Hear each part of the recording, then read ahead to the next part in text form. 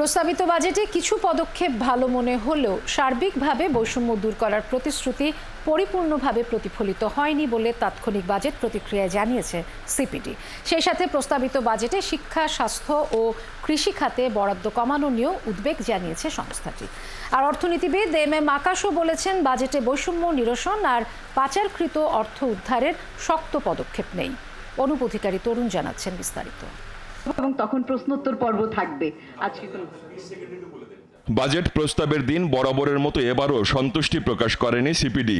তাৎক্ষণিক প্রতিক্রিয়ায় সংগঠনটি বলছে, প্রস্তাবিত বাজেটে কিছু কিছু পদক্ষেপ তাদের কাছে ভালো মনে হলেও সার্বিকভাবে বৈষম্য দূর করার প্রতিশ্রুতি পরিপূর্ণভাবে প্রতিফলিত হয়নি। কিছু কিছু পদক্ষেপ ভালো নেওয়া হয়েছে বিচ্ছিন্নভাবে, কিন্তু দেখা যাচ্ছে যে পুরো একটা হোলিস্টিক ভাবে কাঠামোগত পরিবর্তন সেটা লক্ষ্য করা যাচ্ছে না। মনে হচ্ছে যে একই কাঠামোর মধ্যে এখানে একটু বেশি, ওখানে একটু কম, এরকম করে নেওয়া হয়েছে।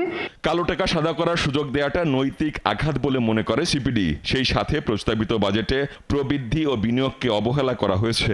অন্যদিকে বেকারত্ব ও দারিদ্র্য বৃদ্ধির আশঙ্কা থেকেই যাচ্ছে বলে জানিয়েছে সংস্থাটি।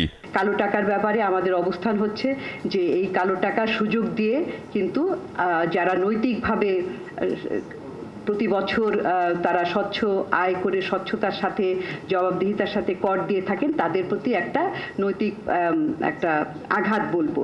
কারণ তাদেরকে মোরালি একটা ডিসকারেজ করা হয় কিংবা মোরালি ডিমোরালাইজ করা হয়।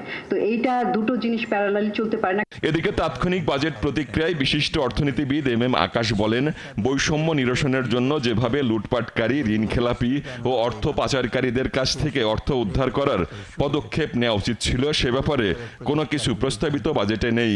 প্রবৃদ্ধি অবহেলা করা হয়েছে, বিনিয়োগকে অবহেলা করা হয়েছে, বেকারত্ব এবং দারিদ্র্য বৃদ্ধির আশঙ্কা থেকেই যাচ্ছে।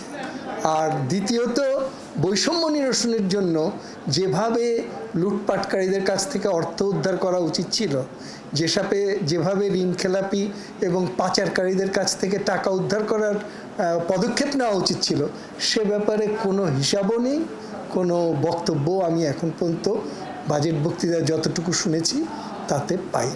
তবে ক্ষমতা হস্তান্তরের আগে নির্বাচিত সরকারের জন্য একটা স্থিতিশীল অর্থনীতি গড়াই মনোযোগ আছে বাজেটে, এমনটা বললেন এম আকাশ।